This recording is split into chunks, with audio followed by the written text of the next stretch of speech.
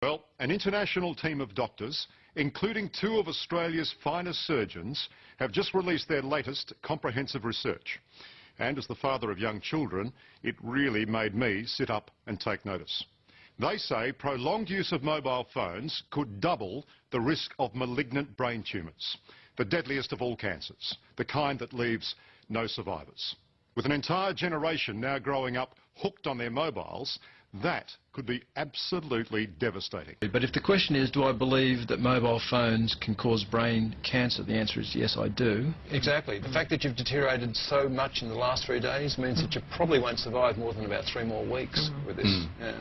It's that bad. Yeah, I know it's bad. Dr. Charlie Teo is John's neurosurgeon, his last hope to beat the tumour.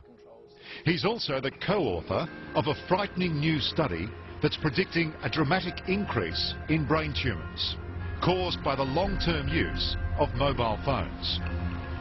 That's a huge fear. I mean, what if we're right?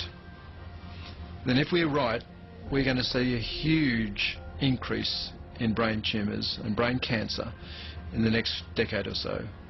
It's going to be frightening. And guess what, Lamb? We're already frightened by what we're seeing.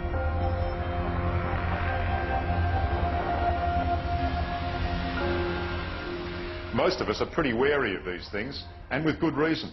Microwave ovens use electromagnetic radiation to cook your food.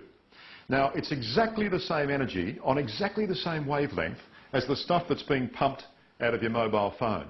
Admittedly, microwaves are a lot more powerful, but you wouldn't consider for a moment holding your ear up to one of these for hours at a time, day after day. Yet that's precisely what most of us are doing with our mobiles.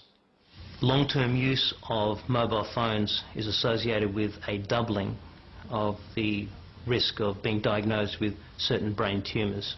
You're saying that if you use a mobile phone over an extended period, Right, over 10 years.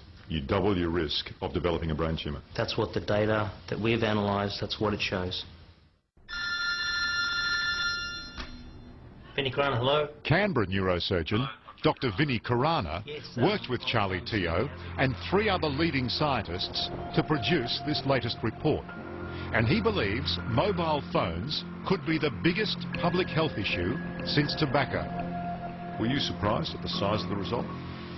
I actually think it may be a conservative estimate. You think doubling the risk is conservative? Yes. I would be very happy to be wrong about this, because the public health implications of being right about this are enormous. At the moment, there are just over 4 billion users of mobile phones. There are people as young as 3 using them. Happy birthday! And that's where the biggest threat lies, with our kids. Today, being presented with your first mobile is an essential passport to life. Our kids inhabit a wireless world, and it's nothing for them to spend hours each day chatting on the phone. On the average, I use it about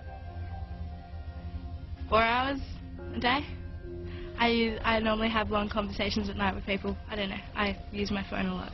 I've got to probably say about at least 4 hours as well. Yeah. This is the way we've been brought up to communicate with our mobile phones, and it's just the easiest because they're portable, we can take them anywhere. So it's just the easiest way to communicate with our friends. I have been incredibly worried, concerned, depressed at the number of kids that I'm seeing that are coming in with brain tumours, malignant brain tumours. Just in the last 3 or 4 weeks, I've seen probably half a dozen kids with tumours that really should have been benign, and they've all been nasty, malignant brain tumours. We are doing something terribly wrong.